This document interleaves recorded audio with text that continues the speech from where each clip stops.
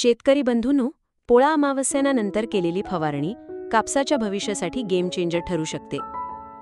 गेल्या काही दिवसात बदलत्या हवामानामुळे बोंडअळी आणि रसशोषक किडींचा प्रादुर्भाव वाढतोय.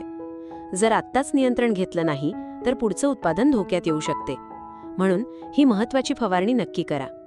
कापसाचं सर्वात जास्त नुकसान करणाऱ्या बोंडअळीसाठी प्रोफेक्स सुपर 40 मिलीलीटर प्रति पंप घेऊन फवारणी करावी.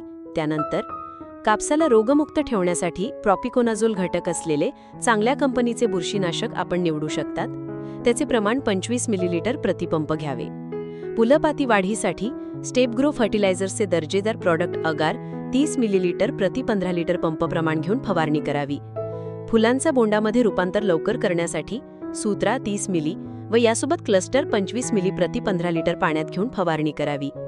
तर लवकरच आपणास याचे अप्रतिम फायदे बघायला मिळतील, जसे बोंडअळी व रसशोषक किडीवर त्वरित नियंत्रण मिळेल, फुलगळ रोखली जाईल, पात्यांची वाढ जोमात होईल, बोंड तयार होण्याचा वेग वाढेल आणि उत्पन्नात मोठी भर पडेल. आजच ही फवारणी करून आपल्या कापसाचं भविष्य सुरक्षित करा व आम्हाला रिझल्ट नक्की कळवा. आणि पिकाबाबतीत नवनवीन माहिती मिळविण्यासाठी आमच्या चॅनलला शेअर आणि सबस्क्राईब करायला विसरू नका.